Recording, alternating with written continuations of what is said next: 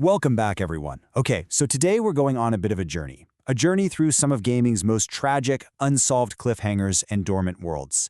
In this explainer, we're counting down the top 10 games that absolutely 100% deserve a sequel, but for a whole variety of heartbreaking reasons are just never gonna get one. So let's dive right into this. It's a situation pretty much every gamer has faced at some point, right? What happens when your absolute favorite game ends on a massive cliffhanger, or it builds a world so rich you just want to live in it forever, but the sequel just never spawns? There's this incredible emotional tension between the creative brilliance of developers and the harsh, honestly unforgiving realities of the gaming business. We're talking bankrupt studios, legal limbo, shifting market priorities. These real-world final bosses turn our highly anticipated follow-ups into permanent ghosts. Starting off our countdown at number 10.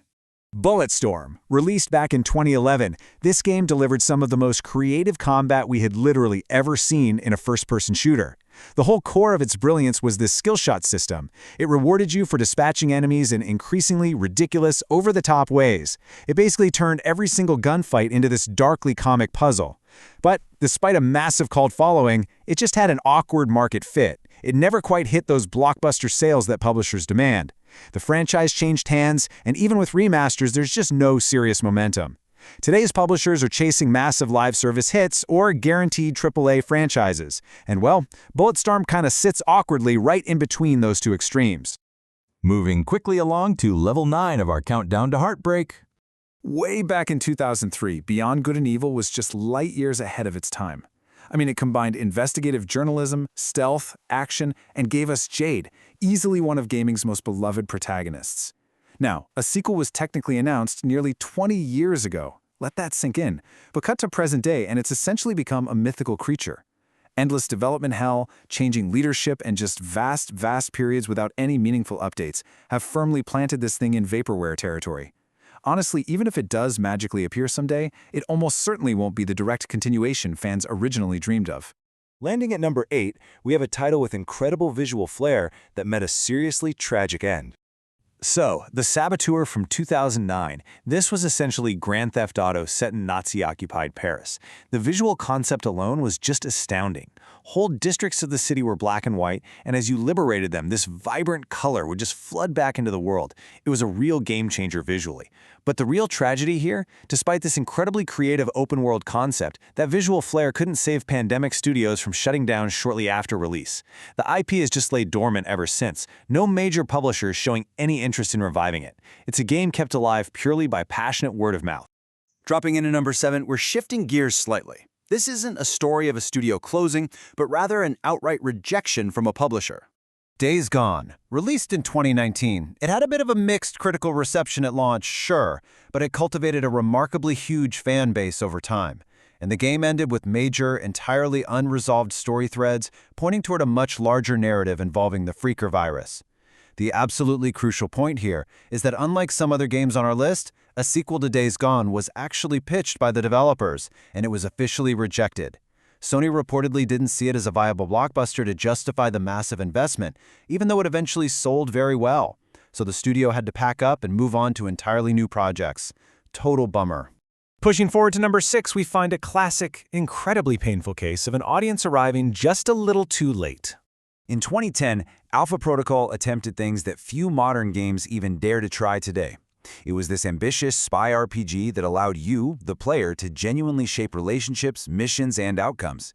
Its branching narrative remains highly impressive. But technical issues at launch ultimately doomed its commercial performance. And here's the kicker. Over the years, fans have completely reevaluated and praised this game. But the harsh reality of the industry? Publishers remember day one launch sales, right? Not retrospective praise a whole decade later. Okay, we are entering the top 5 now. This is where the storytelling breathes a little more. And honestly, the heartbreak cuts just a bit deeper. Sleeping Dogs from 2012. This is widely considered one of the absolute greatest open-world crime games ever made. It perfectly blended undercover police drama, martial arts combat, and these heavy Hong Kong cinema influences. And this brilliantly illustrates the cruelty of the gaming industry because a sequel was actually in development. No joke. But it was canceled, the original developer closed down, and various attempts to revive the franchise just kind of fizzled out into nothingness. With every passing year, the streets of this digital Hong Kong just fade further and further away. Counting down to number 4, we're looking at a game that essentially priced its own genre out of a direct revival. For a massive segment of PC gamers, 2003's Freelancer is still the absolute gold standard for space trading and combat. It struck a perfect balance between exploration, action, and managing an economy. So you're probably wondering, why no sequel? Well, it's complicated. The right situation is completely tangled up in legal red tape. Beyond that, modern space games have become astronomically expensive to develop. Ironically, spiritual successors like Star Citizen or Elite Dangerous have come along and basically filled the exact niche a sequel would occupy. Because of that, publishers see absolutely zero financial incentive to navigate the legal maze required to bring this specific masterpiece back. Entering the top 3, we are looking at one of the most innovative and terrifying horror games ever created. Eternal Darkness, Sanity's Requiem. This hit the scene in 2002, and its crowning achievement was the Sanity Meter. Now, this wasn't just some boring UI element. The game would actively mess with you, the player, in the real world. It faked television volume changes, it pretended your save files were being deleted, and it even faked console crashes. It was a visceral, completely unforgettable experience. Yet, legal complications, failed spiritual successors, and the collapse of multiple revival attempts have permanently buried the franchise. Horror gaming has definitely evolved, but this brilliant mechanic? Trapped forever in 2002. Brace yourselves. We are at number 2, and it is arguably the most infamous piece of vaporware in the history of entertainment. The sheer weight of the Half-Life 2 Episode 2 saga is just staggering. 2007 gave us a cliffhanger that literally shook the industry. We then spent nearly 2 decades, yes, 20 years, waiting to see what happened to Gordon Freeman and Alex Vance. For the longest time, this was the obvious, no-brainer #1 choice for this list. The insurmountable problem today? Impossible expectations. Any sequel would have to somehow justify 20 years of hype. The gaming industry has changed drastically, technology has shifted, and a lot of the original creators have moved on. While hope never dies entirely, the chances of getting the direct Episode 3 continuation fans expected are basically microscopic at this point. Let's move on to number 1 and see how all this builds into our ultimate heartbreak in gaming. Star Wars Republic Commando from 2005 takes our top spot. This game ended with one of the most agonizing, unresolved stories in the entire Star Wars expanded universe. Players were deeply, deeply attached to the brothers of Delta Squad, and honestly, the tactical squad-based gameplay holds up remarkably well even today. But it faced a perfect storm of sequel impossibility. See, the game came out before the Disney acquisition. Since then, official canon has completely shifted. Modern Star Wars games focus on mainstream cinematic action adventures, not niche tactical squad shooters. The audience begging for a continuation of Delta Squad's story is incredibly passionate for sure, but compared to the mainstream market, they're just too small. Barring a literal miracle from hyperspace, that story will forever remain unfinished.